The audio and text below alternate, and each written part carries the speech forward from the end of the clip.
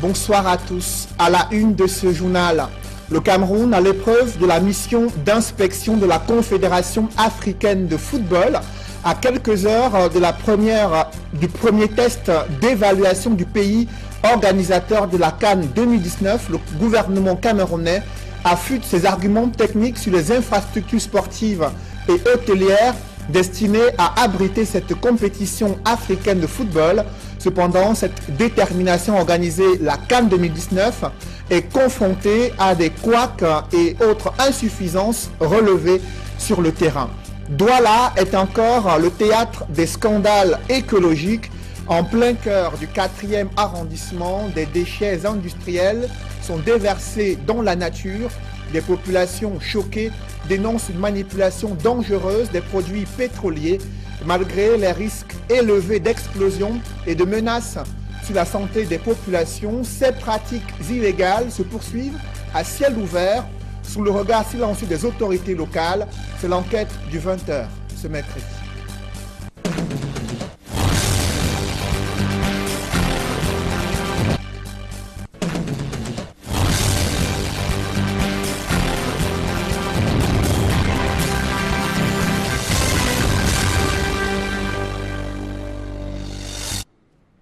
Merci de suivre cette édition complète de l'information sur Equinox Télévision.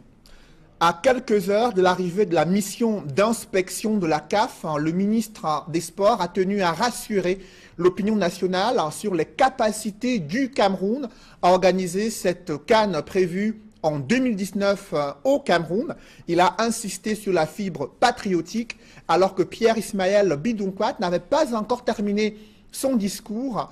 Une coupure d'énergie électrique a surpris et déstabilisé le ministre. Cela n'a pas pour autant entamé sa détermination à faire le point sur la construction des infrastructures sportives destinées à abriter cette CAN prévue en 2019 au Cameroun. Élisée Bogba et Ike Cyril. Un point de presse pour rassurer l'opinion qui s'ouvre malheureusement par un flop.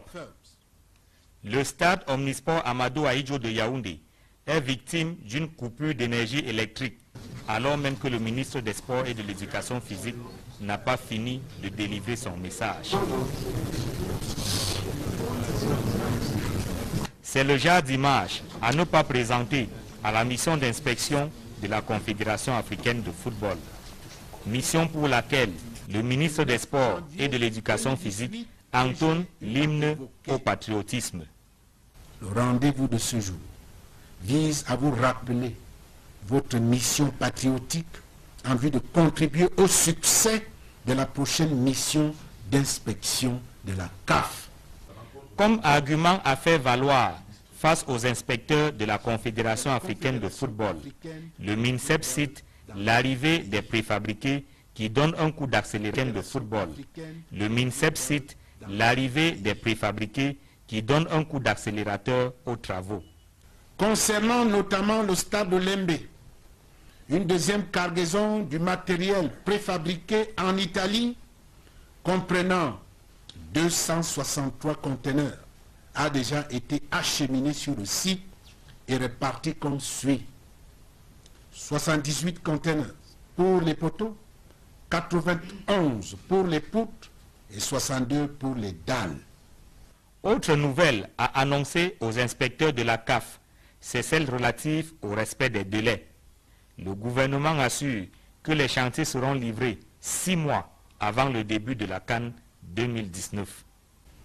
Toutes les entreprises retenues sont déjà mobilisées sur les différents sites et sont engagées à respecter leur planning des travaux. La livraison de tous les chantiers est prévue au plus tard en décembre 2018.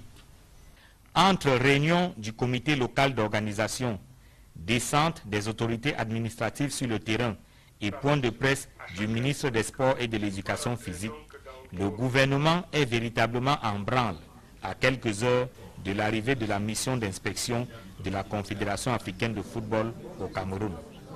Une mission qui sera composée de 10 membres, dont 5 personnalités de la CAF et 5 experts du cabinet d'audit Roland Berger. C'est avec sérénité que la région du centre attend cette mission d'inspection de la Confédération africaine de football.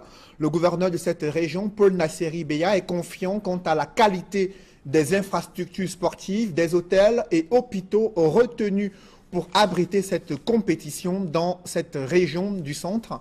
Des précisions avec Emmanuel Diop et Marcelin Gansop. Dans cette région du centre, des précisions avec Emmanuel Diop et Marcelin Gansop. Alors que la mission d'inspection de la CAF est annoncée, les infrastructures susceptibles d'accueillir les experts se parent de leurs plus beaux atouts. D'abord, les infrastructures hôtelières que le gouverneur de la région du centre a passé au pain fin. Le temps d'une visite qui a pénétré l'intimité de ces hôtels de 5, 4, voire 3 étoiles. Je suis satisfait de tout ce que j'ai vu. Toutes les appréhensions qu'on avait sont quand même disséminées. Parce qu'on avait constaté qu'ils ont le niveau requis.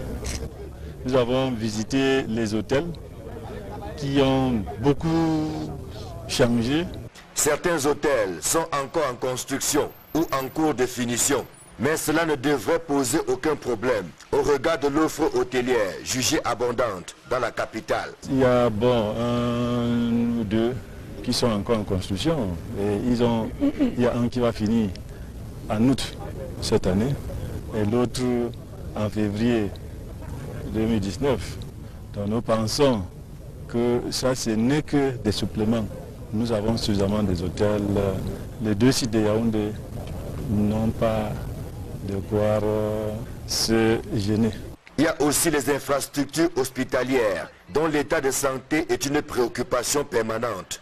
À l'hôpital général de Yaoundé, comme au centre hospitalier de la CNPS, le plateau technique rassure. La Curie qui est déjà en réhabilitation, l'hôpital général en réhabilitation, l'hôpital de la garnison qui a un plateau technique très élevé, et des autres dont on a même l'hôpital de SOS, le centre hospitalier de SOS. Donc nous n'avons pas de soucis en ce genre parce que ce qui nous intéresse dedans, c'est les services. Donc nous n'avons pas de soucis en ce genre parce que ce qui nous intéresse dedans, c'est les services d'urgence et de traumatologie et les services qui ont affaire avec le sport.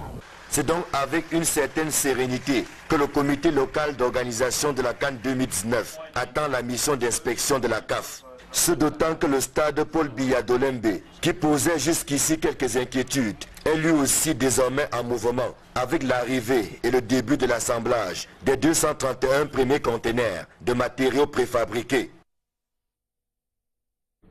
Dans la ville de Douala, la réhabilitation de certaines infrastructures sportives tarde à prendre une vitesse de croisière. Pourtant, ces stades ont été fermés et interdits d'accès au grand public. Certains y voyaient le début imminent des travaux de réhabilitation de ces infrastructures sportives destinées à abriter la CAN 2019 prévue au Cameroun. Où en est-on aujourd'hui? Élément de réponse avec Emos Fanga et Gladys Sidier. Le stade de la réunification de Bépanda, avec ses murs décapés, présente un triste visage. La vue externe en dit long sur l'état général de la cuvette de Bépanda, devenue aujourd'hui le repère de certains enfants de la rue. L'infrastructure, qui rentre dans le cadre des préparatifs de la CAN 2019, a fait l'objet d'une mission d'experts canadiens au mois de juillet 2017. Et depuis lors, pas un seul coup de pioche n'a été donné.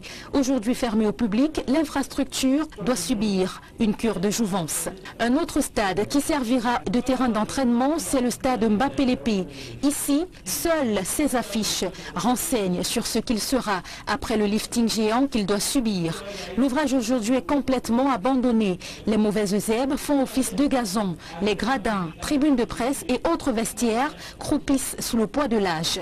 À Bonamoussadi, dans le 5e arrondissement, le stade de l'école publique attend lui aussi. À Bonamoussadi, dans le 5e arrondissement, le stade de l'école publique attend lui aussi d'être rénové et matérialisé. Quant au stade de Japoma, la construction a à plusieurs reprises connu des pauses dues aux grèves à répétition des employés. Les travaux sont à 25% de leur niveau d'exécution selon les responsables de la société turque Yenigun, chargée de réaliser cette infrastructure sportive. D'une capacité de 50 000 places, le stade de Japoma sera également pourvu à terme de 2 terrains d'entraînement avec gradins, d'un gymnase couvert de 2000 places assises, d'une piscine olympique de 8 couloirs avec 1000 places assises entre autres. La livraison est prévue en octobre. Dans le reste de l'actualité, des employés d'une société industrielle Pilcam étaient encore dans les rues du centre-ville de Douala. Ils revendiquent le paiement de leurs droits ainsi que le fait qu'on leur délivre des certificats de travail permettant de justifier des années de dur labeur passées dans cette entreprise Pilcam. Ils avaient déjà essayé la semaine dernière de se faire entendre au quartier administratif de Douala, mais aucune réponse concrète des autorités de la capitale économique du Cameroun. Ils menacent d'assiéger le domicile de leur employeur si jamais leurs revendications restent vaines. Certains d'entre eux disent avoir été licenciés et revendiquent le paiement de leurs droits. Ils sont environ une centaine d'ouvriers qui se sont retrouvés dans la rue après la fermeture de cette société de fabrication des piles d'un milliardaire camerounais. Depuis de nombreux mois, ils manifestent pour la revendication et le paiement de leurs droits. C'est une grosse interrogation en ce début d'année 2018, année électorale. Quelles sont les dates des différents scrutins attendus par les électeurs, les Camerounais? Les dates des différents scrutins attendus par les électeurs, les Camerounais, mais aussi députés, maires et probables candidats à l'élection présidentielle. Jusqu'ici, il y a une opacité sur le calendrier officiel, mais des observateurs avertis de la scène politique et experts des questions électorales ont ébauché un calendrier qui permet de connaître les dates probables de convocation du corps électoral et de tenue des différents scrutins, à la fois législatifs, municipaux et présidentiels. Des précisions avec Donald Brice Kamgan dans ce reportage. Si le président de la République use encore du silence, il dispose au plus tard jusqu'au 18 février prochain pour convoquer le corps électoral en vue des sénatoriales, jusqu'au 20 et 21 juin pour convoquer respectivement les municipales et les législatives, et entre le 16 juin et le 16 juin, en se référant au code électoral et à la Constitution, les projections de tenue de ces 4 scrutins sont le 4 avril au plus tard pour les sénatoriales, le 18 septembre au plus tard pour les municipales, le 19 septembre pour les législatives et le 14 octobre pour la présidentielle. Parce que l'analyse laisse voir que les élections municipales vont se dérouler avant le 18, les élections législatives avant le 19 et l'élection présidentielle entre le 14 septembre et le 14 octobre. Donc vous voyez donc s'il y a triple scrutin, on se situe entre le 14 septembre et le 18 septembre. Si le scrutin se déroule donc un dimanche, ça sera le 16, à moins que le président de la République ne déclare un jour férié pour l'organisation de ces scrutins. Pour tenir la totalité de ces 4 scrutins prévus cette année, cet expert estime qu'il faille coupler législatives, municipales et présidentielles en un seul jour. Vous voyez qu'en dehors des élections sénatoriales qui se tiendront en mars, le rapprochement entre les autres élections nous tiendrons en mars. Le rapprochement entre les autres élections nous permet donc de faire une projection et de se rendre compte que les élections, on ne peut pas tenir les élections législatives et municipales couplées au mois de septembre, c'est-à-dire avant le 18 septembre, et le mois d'après, avant le 14 octobre, tenir une élection présidentielle. C'est pratiquement impossible. Parce que non seulement il faut publier déjà les résultats des élections municipales et législatives, mais en plus, l'organisation matérielle est assez complexe. En 2012, le chef de l'État avait déjà usé des prérogatives que lui offre la loi électorale pour prolonger de plus d'1 an le mandat des députés et maires. À chaque fois, l'opposition a dénoncé la gestion opaque du calendrier électoral. Certains estiment que ni la crise dans la région du nord-ouest et du sud-ouest, ni les tensions de trésorerie que connaît le pays ne sont suffisantes pour justifier le report de l'un des 4 scrutins. Près de 155 milliards de francs CFA doivent être consacrés aux investissements publics dans la région du centre. Le gouverneur Paul Nasseri Beya prescrit une utilisation judicieuse et rationnelle de ces ressources mises à la disposition de tous les acteurs de la chaîne d'exécution et de suivi du budget d'investissement public dans la région du centre. D'autres précisions avec Joël Essengé et Marcelin Gansop.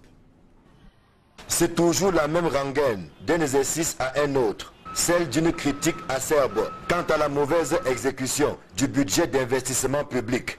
Au moment d'engager le budget 2018, il n'est pas superflu d'embaliser les chemins en vue d'une exécution mieux aboutie et moins critiquable. Ce qui a été prescrit par le gouvernement, c'est d'abord non seulement la réalisation accrue des investissements publics, comme vous le savez. Nous avons assisté lors des années précédentes à des chantiers abandonnés. Il n'est plus question d'investissement public, comme vous le savez. Nous avons assisté lors des années précédentes à des chantiers abandonnés.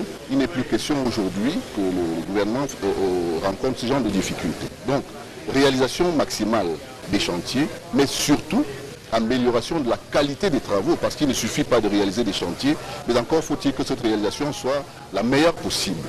La rigueur doit d'autant plus être de mise que la conjoncture actuelle n'autorise aucunement des navigations à vue, comme on en est habitué. Comme vous le savez, le contexte général de la mise en œuvre du budget cette année est un contexte lié non seulement aux difficultés que connaît la sous-région en matière économique, mais également sur la volonté du chef de l'État de poursuivre les grands investissements qui permettront au Cameroun de rendre son économie compétitive et stable. Le gouvernement doit faire des efforts accrus pour limiter au maximum ses dépenses, faire en sorte que l'essentiel de nos richesses aille auprès des peuples, des populations qui doivent en être les bénéficiaires. Donc réduction du train de vie de l'État, optimisation de la collecte des recettes, notamment les recettes non pétrolières, taxes, impôts divers.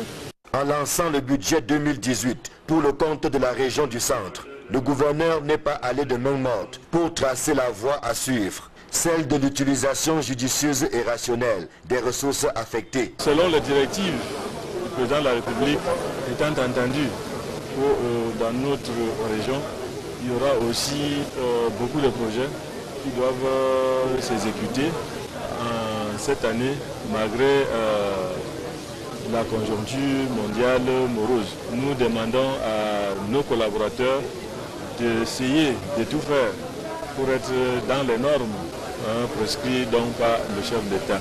Le budget 2018 accorde une enveloppe d'un peu plus de 191 milliards à la région du centre, dont 153 milliards dédiés à l'investissement public. La poursuite des chantiers de la CAN et la réalisation des projets de développement sont quelques-unes. La poursuite des chantiers de la CAN et la réalisation des projets de développement sont quelques-unes des priorités de ce budget. La capitale économique du Cameroun continue d'être le théâtre des scandales écologiques. Je vous le disais en titre, en plein cœur du 4e arrondissement de Douala, il y a des déchets industriels qui sont déversés dans la nature. Des populations choquées dénoncent une manipulation dangereuse des produits pétroliers malgré le risque d'explosion, un risque élevé et la menace sur la santé de ces populations. Rien n'a été fait pour mettre fin à ce désastre écologique. C'est une enquête signée Warren Zede et Julienne Berthe-Bissaille. Sodiko, en plein cœur de Bonabéry, n'est désormais que l'ombre de lui-même. Ce quartier résidentiel, jadis paisible pour ses populations, est aujourd'hui sous l'ombre d'une menace. Il se passe que depuis pas mal d'années, nous vivons avec un entrepôt de stockage de produits pétroliers dans aux alentours de nos maisons. Et nous constatons qu'il y a des camions-citernes qui entrent au quartier, du jour comme de nuit, pour venir s'y approvisionner. Donc c'est tout à fait évident que nous sommes en danger, parce que si jamais il y a un incident ou un accident dans cet entrepôt, nous n'imaginons pas ce qui pourrait se produire, surtout qu'il s'agit d'un liquide inflammable, le pétrole. À l'intérieur de cette usine d'un autre genre, l'on peut voir des cuves contenant le liquide inflammable, une cheminée par laquelle s'échappent les odeurs nauséabondes, des citernes rattrapées par l'usure du temps et des employés qui se livrent à la tâche. Selon les riverains, cet entrepôt à la légalité douteuse rejette des effluves nocives. Depuis plusieurs années, on vit vraiment dans un calvaire terrible. Ces odeurs-là, ça devient impossible. On vit vraiment dans un calvaire terrible. Ces odeurs-là, ça devient impossible. Ça rentre dans nos maisons, dans nos jardins, dehors, on ne peut plus s'asseoir dehors. Donc nous autres, on est toujours malades, on se demande si ce n'est pas à cause de tous ces odeurs d'acide là. Tout est réuni pour nuire à la santé. Ma maman, elle a attrapé une bronchite, elle se retrouve actuellement à l'hôpital. Moi, des fois la nuit, il m'arrive d'avoir envie de vomir à cause de ces odeurs-là. Chaque jour, des camions viennent ici s'y approvisionner sans être inquiétés. Depuis environ 2 mois, à ma connaissance, ils viennent à 20 h, ils sont là, ils entrent à 19 h, même pas plus tard que samedi. J'ai vu un des camions citernes entrer du quartier et ressortir aux environs de 21 h. Hier, il y en avait à 14 h. Aujourd'hui, présentement, vous pouvez aller à côté pas loin de l'entrepôt, vous les verrez. Donc, actuellement, ils y entrent le matin, la nuit, à des heures normales. Conscientes des risques de cette activité qu'elles qualifient d'illégale, les populations de Sodiko disent avoir interpellé plusieurs fois les autorités compétentes. Ces tentatives sont restées lettres mortes. Nous avons essayé en tant que citoyens conscients d'interpeller les autorités à ce sujet. Nous avons fait une première pétition avec quelques familles que nous avons déposées chez le gouverneur, chez le préfet, au ministère de l'Environnement et même chez le sous-préfet. Nous avons attendu rien du tout. Donc voilà, nous pensons qu'il y a lieu de se bouger pour que cette situation soit réglée à l'immédiat. Face à ce mutisme, elles craignent le pire. On a un trafic de pétrole en pleine zone résidentielle et c'est très grave. On a un trafic de pétrole en pleine zone résidentielle et c'est très grave. N'oublions pas que la paix sociale est en danger dans notre quartier. On a eu un premier SAM et il y aura un deuxième SAM si on laisse les choses traîner. On a un trafic de pétrole en pleine zone résidentielle et c'est très grave. N'oublions pas que la paix sociale est en danger dans notre quartier. Cette pollution risque d'impacter sur la santé des populations et l'environnement. Lorsqu'on voit la couleur noire, ce doit être des produits d'hydrocarbures. Donc les premiers impacts sur la santé environnementale, la santé humaine, on peut déjà les identifier. C'est d'abord les odeurs, il y a d'abord les odeurs. Ensuite, les infiltrations dans le sol et le sous-sol qui peuvent altérer la qualité des eaux de consommation.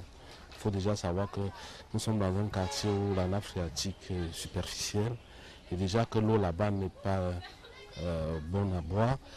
Ici, il faut rajouter à cela ce type de pollution. Il faut le signaler que c'est un cas assez grave. Je considère que c'est un déversement criminel. Selon les experts, toute personne exerçant une telle activité est passible d'une sanction. Il y a l'article 82 de la loi cadre 96/12 du 5 août 1996, à l'article 82 qui punit d'un amendement de 1 à 5 millions et d'un emprisonnement de 6 à 1 an, celui qui pollue, qui dégrade ou qui altère l'environnement par des versements de ce genre de produits-là dans l'environnement. Malgré la gravité de ce désastre environnemental, Malgré la gravité de ce désastre environnemental et du risque élevé d'un danger imminent pour les populations, les autorités locales déclarent qu'elles ne sont pas au courant de cette situation. Si rien n'est fait dans les toutes prochaines semaines, des populations du coupé Manengouba risquent d'être confrontées à une déshydratation à grande échelle. Et pour cause, il y a un sérieux problème d'accès à l'eau courante, à ce qui s'ajoute également des infrastructures obsolètes sur le plan des routes, mais aussi l'accès à l'électricité qui est un sérieux problème dans ces départements situés dans la région du Sud-Ouest. Le conseil municipal qui s'est récemment réuni, également le budget d'investissement public qui pourrait être une solution aux problèmes que rencontrent les populations dans le coupé Manengouba. Des précisions avec Jacques Moulon et Isabelle Carole Zoupet. Les populations de la ville de Tombel, dans la région du Sud-Ouest, département du coupé Manengouba, n'ont pas un quotidien paisible. Ceci à cause de l'éternel problème du manque d'eau potable auquel s'ajoute le déficit d'infrastructures, insécurité, instabilité de l'énergie électrique et bien d'autres. Ce sont des problèmes déjà connus de cet exécutif communal pour cette session du conseil municipal où on a mis du 29 dans du vieil eau. Ces problèmes réévoqués une fois de plus au cours des travaux de l'adoption du budget 2018 ne trouveront réellement de solution que par une décentralisation effective telle que le souhaitent les conseillers exécutifs de cette commune. On doit mettre l'accent sur certains projets qu'on n'a pas encore arrivé à réaliser.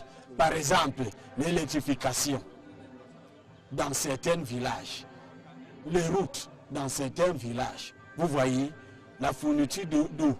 Nous souhaitons la décentralisation pour permettre aux maires de réaliser le développement. Pour promouvoir le développement et assurer le bien-être de ses habitants, la priorité a été le développement. Pour promouvoir le développement et assurer le bien-être de ses habitants, la priorité a été mise sur les routes telles que l'on attend observer d'ici quelques semaines. La population attend que ces travaux soient rapidement finis. Alors pour la ville de Tombel, peut-être d'ici 6 mois, il y aura un grand changement. Le budget de l'année 2018 s'élève à 637 millions de francs CFA, soit une baisse de 24% de l'enveloppe de la précédente session. Il servira à répondre aux désirs des populations, à savoir de vivre dans des conditions favorables.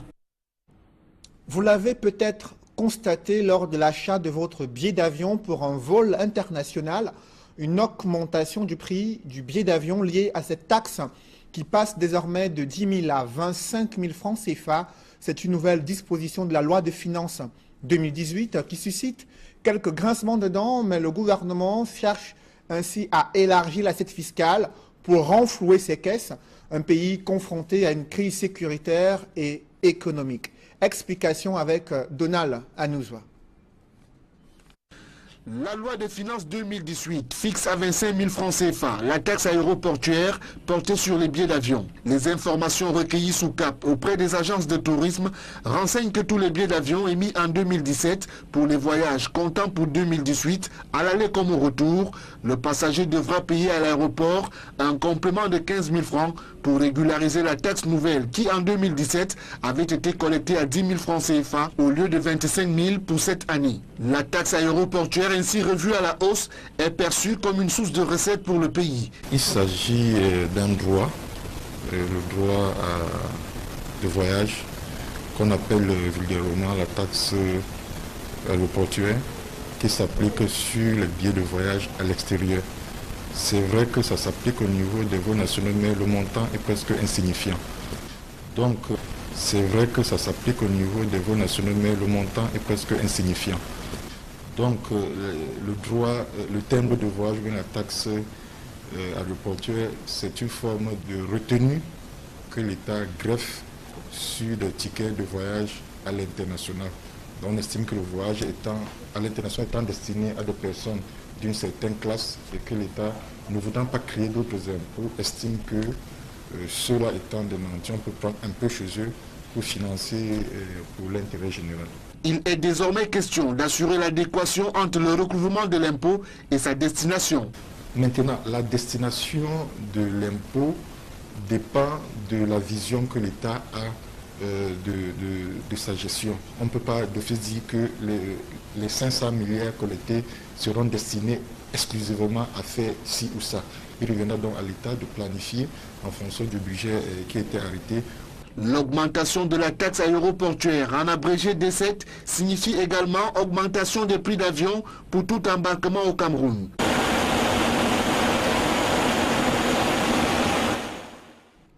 Mesdames, Messieurs, c'est la fin de ce journal. Merci de l'avoir suivi. Merci également de rester sur Equinox Télévision. Le conteneur a déjà été acheminé sur le site et réparti comme suit. 78 conteneurs pour les poteaux, 91 pour les poutres et 62 pour les dalles. Autre nouvelle à annoncer aux inspecteurs de la CAF, c'est celle relative au respect des délais. Le gouvernement assure que les chantiers seront livrés 6 mois avant le début de la CAN 2019. Toutes les entreprises retenues sont déjà mobilisées sur les différents sites et sont engagées à respecter leur planning des travaux. La livraison de tous les chantiers est prévue au plus tard en décembre 2018. Entre réunions du comité local d'organisation, descente des autorités administratives sur le terrain et point de presse du ministre des Sports et de l'Éducation physique, le gouvernement est véritablement en branle à quelques heures de l'arrivée de la mission d'inspection de la Confédération africaine de football au Cameroun. Une mission qui sera composée de 10 membres, dont 5 personnalités de la CAF et 5 experts du cabinet d'audit Roland Berger. C'est avec sérénité que la région du centre attend cette mission d'inspection de la Confédération africaine de football.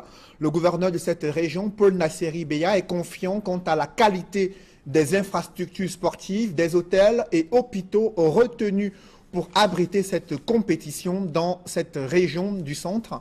Des précisions avec Emmanuel Diop et Marcelin Gansop. Dans cette région du centre, des précisions avec Emmanuel Diop et Marcelin Gansop. Alors que la mission d'inspection de la CAF est annoncée, les infrastructures susceptibles d'accueillir les experts se parent de leurs plus beaux atouts. D'abord, les infrastructures hôtelières que le gouverneur de la région du centre a passé au pain fin. Le temps d'une visite qui a pénétré l'intimité de ces hôtels de 5, 4, voire 3 étoiles. Je suis satisfait de tout ce que j'ai vu. Toutes les appréhensions qu'on avait sont quand même disséminées. Parce qu'on avait constaté qu'ils ont le niveau requis. Nous avons visité les hôtels qui ont beaucoup changé. Certains hôtels sont encore en construction ou en cours de finition. Mais cela ne devrait poser aucun problème au regard de l'offre hôtelière jugée abondante dans la capitale. Il y a un ou deux qui sont encore en construction. Et il y a un qui va finir en août cette année et l'autre en février 2019. Donc nous pensons que ça, ce n'est que des suppléments. Nous avons suffisamment des hôtels. Les 2 sites de Yaoundé n'ont pas de quoi se gêner. Il y a aussi les infrastructures hospitalières dont l'état de santé est une préoccupation permanente. À l'hôpital général de Yaoundé, comme au centre hospitalier de la CNPS, le plateau technique rassure. La Curie qui est déjà en réhabilitation, l'hôpital général en réhabilitation, l'hôpital de la garnison qui a un plateau technique très élevé, et des autres dont on a même l'hôpital de SOS, centre hospitalier. D'ouvriers qui se sont retrouvés dans la rue après la fermeture de cette société de fabrication des piles d'un milliardaire camerounais. Depuis de nombreux mois, ils manifestent pour la revendication et le paiement de leurs droits. C'est une grosse interrogation en ce début d'année 2018, année électorale. Quelles sont les dates des différents scrutins attendus par les électeurs, les Camerounais? Les dates des différents scrutins attendus par les électeurs, les Camerounais, mais aussi députés, maires et probables candidats à l'élection présidentielle. Jusqu'ici, il y a une opacité sur le calendrier officiel. mais des observateurs avertis de la scène politique et experts des questions électorales ont ébauché un calendrier qui permet de connaître les dates probables de convocation du corps électoral et de tenue des différents scrutins, à la fois législatifs, municipaux et présidentiels. Des précisions avec Donald Brice Kamgan dans ce reportage. Si le président de la République use encore du silence, il dispose au plus tard jusqu'au 18 février prochain pour convoquer le corps électoral en vue des sénatoriales, jusqu'au 20 et 21 juin pour convoquer respectivement les municipales et les législatives, et entre le 16 juin et le 16 juin, en se référant au code électoral et à la Constitution, les projections de tenue de ces 4 scrutins sont le 4 avril au plus tard pour les sénatoriales, le 18 septembre au plus tard pour les municipales, le 19 septembre pour les législatives et le 14 octobre pour la présidentielle. Parce que l'analyse laisse voir que les élections municipales vont se dérouler avant le 18, les élections législatives avant le 19 et l'élection présidentielle entre le 14 septembre et le 14 octobre. Donc vous voyez donc s'il y a triple scrutin, on se situe entre le 14 septembre et le 18 septembre. Si le scrutin se déroule donc un dimanche, ça sera le 16, à moins que le président de la République ne déclare un jour férié pour l'organisation de ces scrutins. Pour tenir la totalité de ces 4 scrutins prévus cette année, cet expert estime qu'il faille coupler législatives, municipales et présidentielles en un seul jour. Vous voyez qu'en dehors des élections sénatoriales qui se tiendront en mars, le rapprochement entre les autres élections nous tiendrons en mars. Le rapprochement entre les autres élections nous permet donc de faire une projection et de se rendre compte que les élections, on ne peut pas tenir les élections législatives et municipales couplées au mois de septembre, c'est-à-dire avant le 18 septembre, et le mois d'après, avant le 14 octobre, tenir une élection présidentielle. C'est pratiquement impossible. Parce que non seulement il faut publier déjà les résultats des élections municipales et législatives, mais en plus, l'organisation matérielle est assez complexe. En 2012, le chef de l'État avait déjà usé des prérogatives que lui offre la loi électorale pour prolonger de plus d'1 an le mandat des députés et maires. À chaque fois, l'opposition a dénoncé la gestion opaque du calendrier électoral. Certains estiment que ni la crise dans la région du nord-ouest et du sud-ouest, ni les tensions de trésorerie que connaît le pays ne sont suffisantes pour justifier le report de l'un des 4 scrutins. Près de 155 milliards de francs. Les sources, donc, nous n'avons pas de soucis dans ces gens parce que ce qui nous intéresse dedans, c'est les services. Donc, nous n'avons pas de soucis dans ces gens parce que ce qui nous intéresse dedans, c'est les services d'urgence et de traumatologie et les services qui ont à faire avec le sport. C'est donc avec une certaine sérénité que le comité local d'organisation de la CAN 2019 attend la mission d'inspection de la CAF. Ce d'autant que le stade Paul Biya d'Olembe, qui posait jusqu'ici quelques inquiétudes, est lui aussi désormais en mouvement avec l'arrivée et le début de l'assemblage des 231 premiers conteneurs de matériaux préfabriqués. Dans la ville de Douala, la réhabilitation de certaines infrastructures sportives tarde à prendre une vitesse de croisière. Pourtant, ces stades ont été fermés et interdits d'accès au grand public. Certains y voyaient le début imminent des travaux de réhabilitation de ces infrastructures sportives destinées à abriter la CAN 2019 prévue au Cameroun. Où en est-on aujourd'hui? Élément de réponse avec Emos Fanga et Gladys Sidier. Le stade de la réunification de Bépanda, avec ses murs décapés, présente un triste visage. La vue externe en dit long sur l'état général de la cuvette de Bépanda, devenue aujourd'hui le repère de certains enfants de la rue. L'infrastructure, qui rentre dans le cadre des préparatifs de la CAN 2019, a fait l'objet d'une mission d'experts canadiens au mois de juillet 2017. Et depuis lors, pas un seul coup de pioche n'a été donné. Aujourd'hui fermée au public, l'infrastructure doit subir une cure de jouvence. Un autre stade qui servira de terrain d'entraînement, c'est le stade Mbappé-Lépé. Ici, seules ces affiches renseignent sur ce qu'il sera après le lifting géant qu'il doit subir. L'ouvrage aujourd'hui est complètement abandonnés. Les mauvaises herbes font office de gazon. Les gradins, tribunes de presse et autres vestiaires croupissent sous le poids de l'âge. À Bonamoussadi, dans le 5e arrondissement, le stade de l'école publique attend lui aussi. À Bonamoussadi, dans le 5e arrondissement, le stade de l'école publique attend lui aussi d'être rénové et matérialisé. Quant au stade de Japoma, la construction a à plusieurs reprises connu des pauses dues aux grèves à répétition des employés. Les travaux sont à 25% de leur niveau d'exécution selon les responsables de la société turque Yenigun, chargée de réaliser cette infrastructure sportive. D'une capacité de 50 000 places, le stade de Japoma sera également pourvu à terme de 2 terrains d'entraînement avec gradins, d'un gymnase couvert de 2000 places assises, d'une piscine olympique de 8 couloirs avec 1000 places assises entre autres. La livraison est prévue en octobre. Dans le reste de l'actualité, des employés d'une société industrielle Pilcam étaient encore dans les rues du centre-ville de Douala. Ils revendiquent le paiement de leurs droits ainsi que le fait qu'on leur délivre des certificats de travail permettant de justifier des années de dur labeur passé dans cette entreprise Pilcam. Ils avaient déjà essayé la semaine dernière de se faire entendre au quartier administratif de Douala, mais aucune réponse concrète des autorités de la capitale économique du Cameroun. Ils menacent d'assiéger le domicile de leur employeur si jamais leurs revendications restent vaines. Certains d'entre eux disent avoir été licenciés et revendiquent le paiement de leurs droits. Ils sont environ une centaine en CFA, doivent être consacrés aux investissements publics dans la région du centre.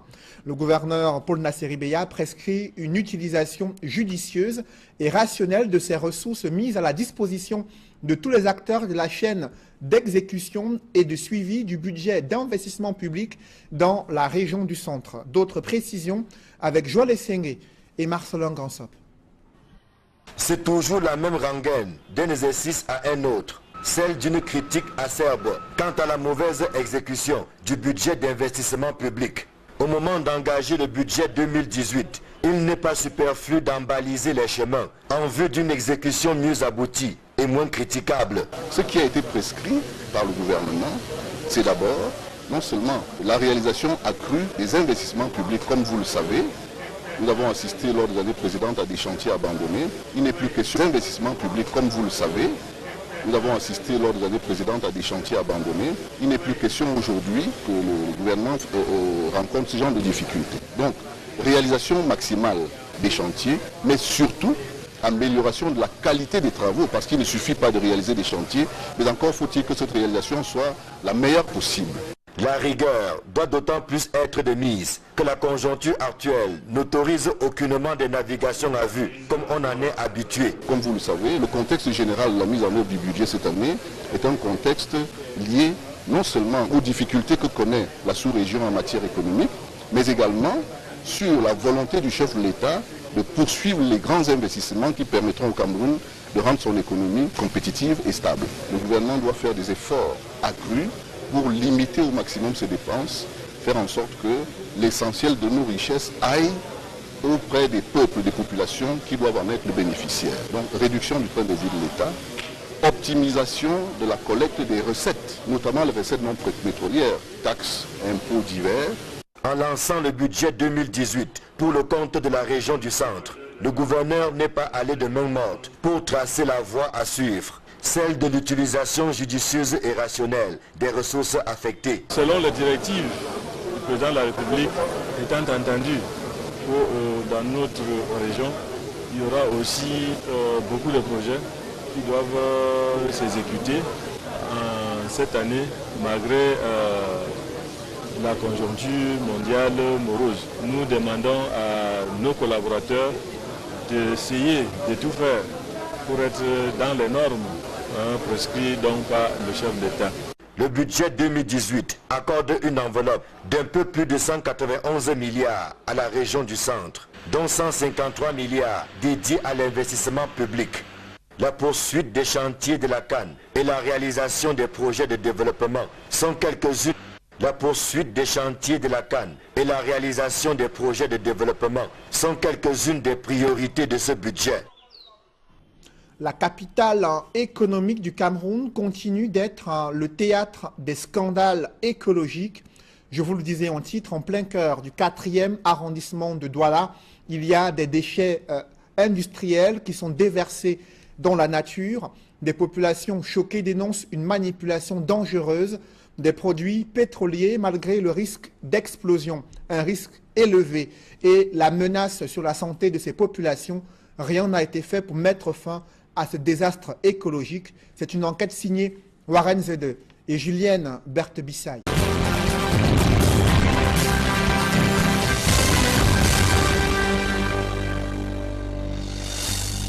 Bonsoir à tous. À la une de ce journal, le Cameroun à l'épreuve de la mission d'inspection de la Confédération africaine de football. À quelques heures de du premier test d'évaluation du pays organisateur de la CAN 2019, le gouvernement camerounais affûte ses arguments techniques sur les infrastructures sportives et hôtelières destinées à abriter cette compétition africaine de football. Cependant, cette détermination à organiser la CAN 2019 est confrontée à des couacs et autres insuffisances relevées sur le terrain. Douala est encore le théâtre des scandales écologiques. En plein cœur du 4e arrondissement, des déchets industriels sont déversés dans la nature. Des populations choquées dénoncent une manipulation dangereuse des produits pétroliers malgré les risques élevés d'explosion et de menaces sur la santé des populations. Ces pratiques illégales se poursuivent à ciel ouvert sous le regard silencieux des autorités locales. C'est l'enquête du 20h ce mercredi.